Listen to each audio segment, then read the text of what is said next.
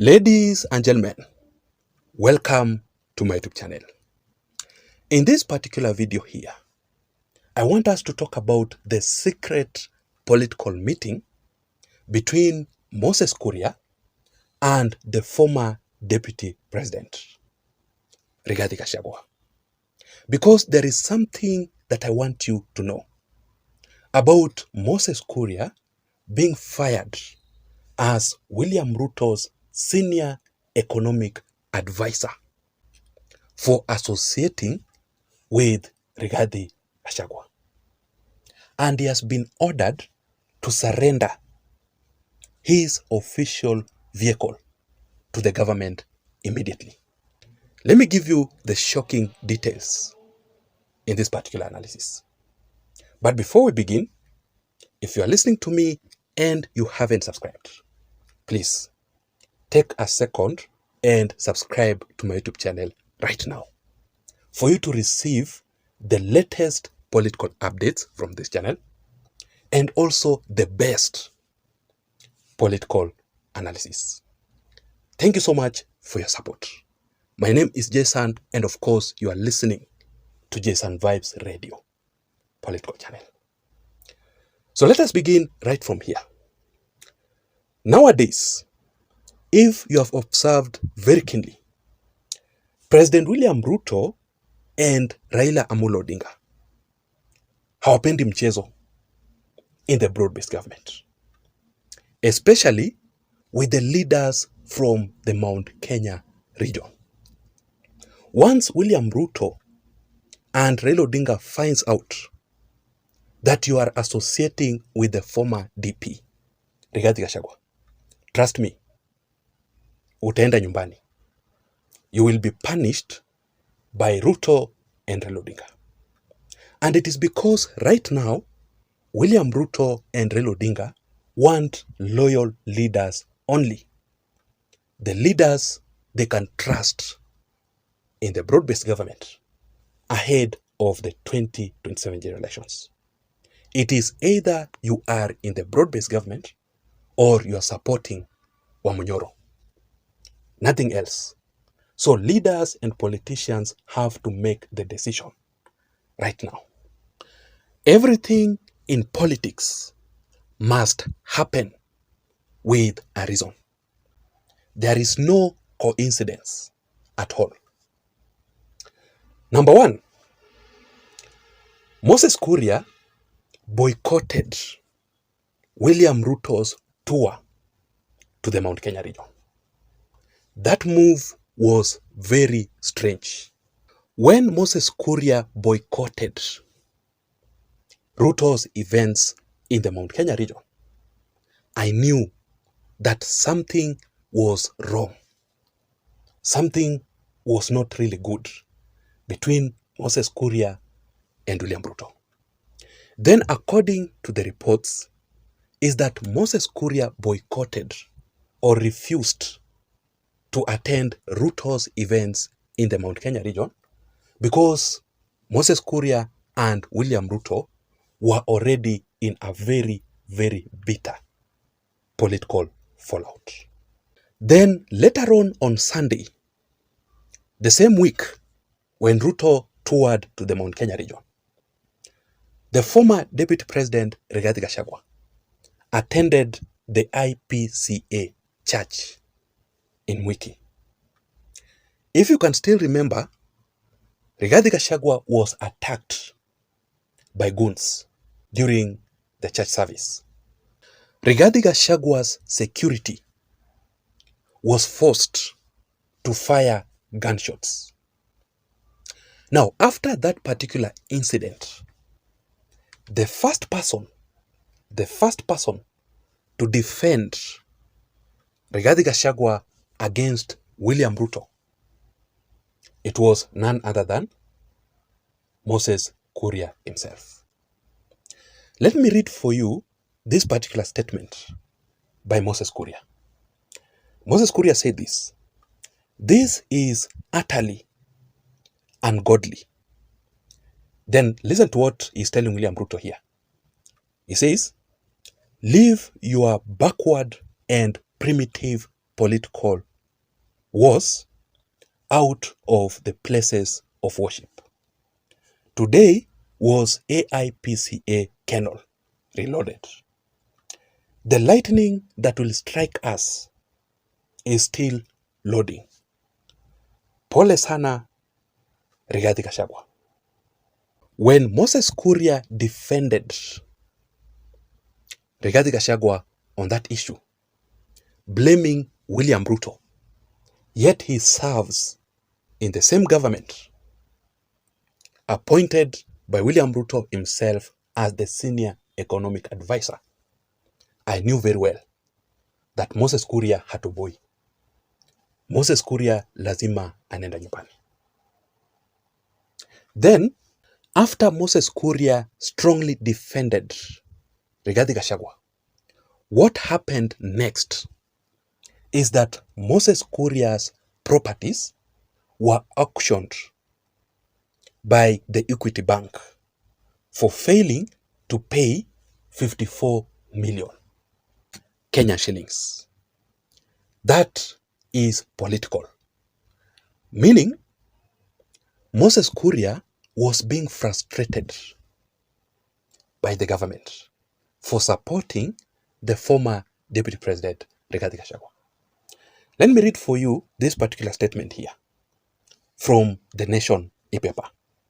The headline is, Moses Kuria loses to Equity. It says, President William Ruto's senior economic advisor, Moses Kuria, fails to stop Equity Bank from auctioning his property in Kiambu over 54 million debt. The judge says that the bank followed the law.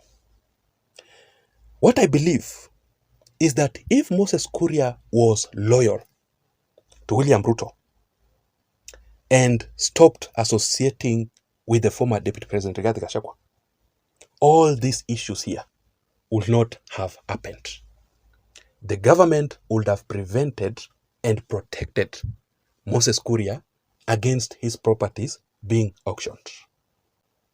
That is how the government operates. If you betray William Ruto and the government that you serve. Then finally, that is why I told you that everything in politics must happen with a reason. During Rigathi Gachagua's exclusive interview at KTN recently, Rigathi Gachagua strongly defended Moses Kuria. Why? It is because they are closely associating together. I want you to understand, I want you to listen very keenly to this video here of what exactly Rigathi Gachagua is saying about Moses Kuria's fallout with President William Ruto. Just watch this video here. Bright leaders from the Mount Kenya region. And today he's in problems. When Moses Kuria was Minister for Trade, he is the one who started the county aggregation and industrial parks. A brilliant idea. Since they removed him from there, that project is stuck. And when I asked President why he's sacking him, he said that he's a thief. You know? So today I'm wondering, I have seen Moses Kuria is being auctioned. If Moses Kuria had stolen anything from anybody, how come he has nothing? He has no money to pay his debts, you know? And I knew, you know, the issues that took place in Kenya National Trading Corporation, KNTC. The procurement was done in State House. And when they brought edible oil and rice and there was a scandal, they wanted to push it to Moses Kuria and another lady called Pamela who has been taken to court. And they have used this thing to intimidate Moses Kuria, that they can open, trumped up charges against him. But I really want to ask a question. I was asking myself, if the way the president told me he removed Moses Kuria as minister because he was corrupt, how come today that Moses Kuria, today the court allowed these things to be auctioned? If he had money he had stolen from the ministry, he would be able to pay his debts. Again, the president did not want any leader from the mountain who has a brain, who is principled and who can do anything. That is why he got rid of Rigathi Gachagua, Moses Kuria, Methekali Nturi, Justin Muturi. You're talking about Moses Kuria, who's the economic advisor to the president. I am saying you cannot remove. So he's a not man. getting rid You of. cannot get a man as minister and make him an advisor. That is a joke. It's like chasing away a wife and making him a maid in your house. According to the reports, is that Moses Kuria has been fired as William Ruto's senior economic advisor, and he has been ordered to surrender his official vehicle to the government immediately. When you go to Moses Kuria's X account, he posted this. Let me just show you. Moses Kuria posted these emojis. There is this emoji here, a crying emoji, then the broken heart emoji. Moses Kuria was sending a cryptic message here to show that everything is not okay. So these are not rumors.